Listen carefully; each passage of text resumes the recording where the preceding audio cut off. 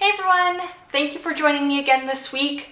Today I am very excited about the video that I'm doing today. It could possibly be part of a series, depending if you guys like this video or not. But what I wanted to do was test out Sephora's best-selling products. Today what I wanted to test out was the products that were best-selling in their sort of face category. That includes their primer, their foundation, their setting powder slash setting spray, and their concealer. So I'm going to be trying out all the products on camera for you guys, giving sort of my first impression, and then probably going to be checking back in later in the day to sort of give my overall thoughts and opinions on the products. Okay, so first off, primer, obviously. So their best-selling primer was by far Sally, their Unicorn Essence. Now, this is also a face serum, and I think primarily it's used as a face serum, but it can be used as a primer. So I didn't end up picking that one just because I wanted to get like an actual primer for foundation. So the second best-selling one, and it's still the second best-selling one, is the primer by Fenty Beauty. So that is what I picked up. Its packaging is actually really nice. I really like the packaging of it. So this retails for $40 and it's 1.08 ounces or 32 milliliters in the product. And it says a shine stopping pore diffusing primer that smooths the way for better foundation application and longer wear with an instant retouch effect. So right now this has also a rating on Sephora of 4.3 out of 5 stars. Alright, so let's just try it out. As you can see, it comes in a little pump nozzle. It definitely looks like the primers have a little bit of a tint or color to them. So like I said, the one that I got is soft matte. So I believe this is for fair skin tones. So I just did about 1.5 pumps, and it's a very sort of creamy consistency, and yeah, it actually feels extremely hydrating, which is nice. Okay, so first impression, it is extremely hydrating. It goes on very smooth. I really like the feel of it. It doesn't really feel too sticky or tacky. Just kind of like how it would feel after you apply moisturizer. And as far, I have my little mirror right here, and as far as sort of blurring and perfecting, I mean, it looks nice. I don't really notice smaller pores or anything like that, but overall I like it. It's not, you know, some magical amazing thing, but so far I really like the primer. Okay, so next up is the foundation. Okay, so when I bought this foundation, which was, I got this like a week and a half ago, so I probably ordered it like 2.5 weeks ago. The number one best-selling foundation was by Too Faced, the Peach Perfect foundation. But now, if you look on the website, the number one selling foundation is Fenty Beauty's foundation by Rihanna. And the Too Faced one got knocked down 10th place. So this is the foundation. I got this in shade Vanilla. So hopefully that matches my skin tone. So this is their Comfort Matte Foundation infused with peach and sweet fig cream. I'm a little weary about this because my face has been so extra dry this winter. I think it's because it's been so cold and the heat has just been blasting the apartment at like full range.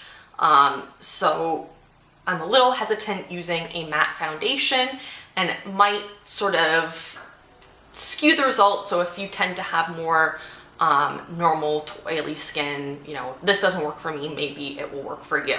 And this foundation retails for $45. This is all in Canadian, by the way. I'm Canadian, in case you didn't know.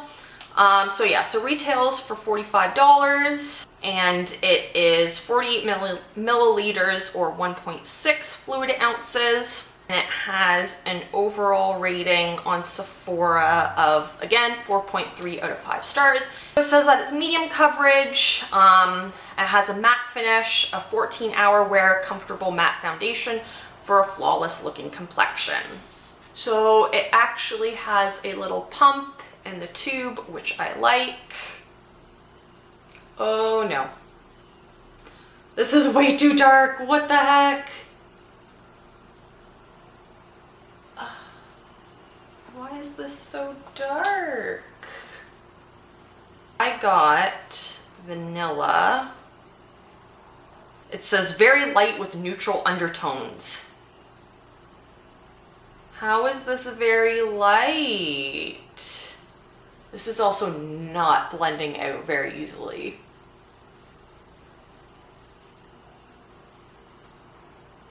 Oh my god. Do you see this? Is this showing up on camera? Is it showing up on camera? How, like, freaking orange this is? I mean, it feels nice. It definitely doesn't feel like a heavy foundation. So looking in a mirror from like far away, if you just ignore that the foundation doesn't match my skin tone, from far away it definitely has a smoothing, blurring look. But looking up close on my skin, like the foundation has just adhered to all of my dry, patchy skin. All right, let's move on to hopefully something better. Next is concealer, and their best selling concealer is actually the concealer that I use, the NARS Radiant Creamy Concealer. The one that I have is in Chantilly. I already know that I love this concealer. This one, there isn't going to be sort of any test or first impression. Ugh, that looks so much whiter than my foundation. But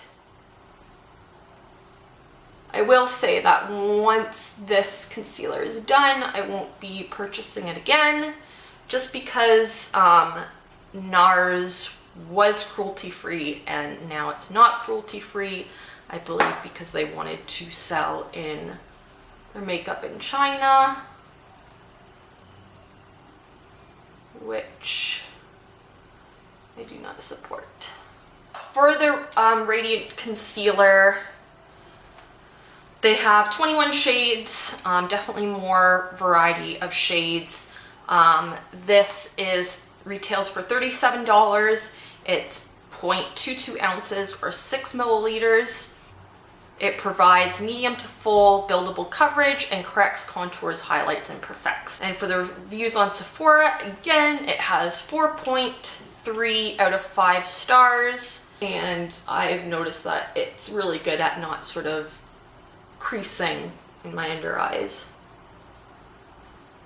There we go. So that is what the concealer looks like. So next is setting powder or setting mist spray, setting spray.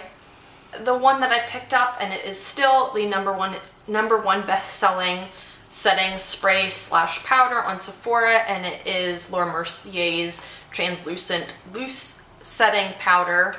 I actually got the mini version of it, just in case I didn't end up liking it. So the full-size version of this retails for $47, and it is 1 ounce or 30 milliliters of product. Rating on Sephora is 4.5 out of 5 stars. So it says it locks in makeup for long-lasting wear without adding weight or texture. This bestseller creates a modern matte finish with a touch of sheer coverage while it absorbs oil and reduces shine all day. So again, I'm a little hesitant because usually I use setting sprays instead of setting powder just because I've been so dry. So far for the under eyes, it definitely doesn't look cakey, which is nice. So far that didn't seem to make my skin look extra cakey at all, any more than it already does look cakey and dry. Those are all the products that I am testing today. So probably what I'm going to do is go and finish my makeup, do something really easy and simple because I'm not going anywhere or doing anything, and I will check back with you guys sort of at the end of the day. It's almost 4 o'clock right now, so I'm gonna at least try to come back around 10 o'clock tonight, so it's been a few hours and I can give you guys sort of a more updated review on what I think of the products and kind of let you know how they wear during the day. Yeah, so I'll check back in with you guys later. Alright, so I'm back. It is now 11 o'clock at night, so it's been a good 7 hours that I've had this makeup on. So I really like the primer overall. I think it's a good primer for any skin type. So whether it's dry, normal, or oily, I think it would work for any skin type. Foundation, on the other hand, like I said, I felt like it didn't really blend very easily. And while that could have been the primer, I really don't see how, with how smoothly the primer went on and how it felt and how moisturizing it felt, why, you know, the blendability would be due to the primer versus the foundation. So my overall thoughts on the foundation, for me, I will definitely be returning this. One, because the color does not match my skin tone at all. I think it is really hard to sort of see in the camera how off it is. Like, it isn't like crazy orange off, but it's definitely a noticeably a shade or two darker than my actual skin tone. As well, like I said, because it's a matte or mattifying foundation, like that's just not working for me right now. So if you are someone who has normal to oily skin, and you can find a shade in this that correctly matches your skin tone, I say definitely check it out. I mean, it was best selling on Sephora for a reason. Like I said, the pros of it is that it has really good coverage once you are able to blend it out, and it really sort of blurs any imperfections and looks really nice and smooth, sort of far away. And then the concealer, again, obviously I recommend it because I use it. The only reason I wouldn't recommend it is, like I said earlier, about the whole cruelty thing. And then finally, the translucent powder.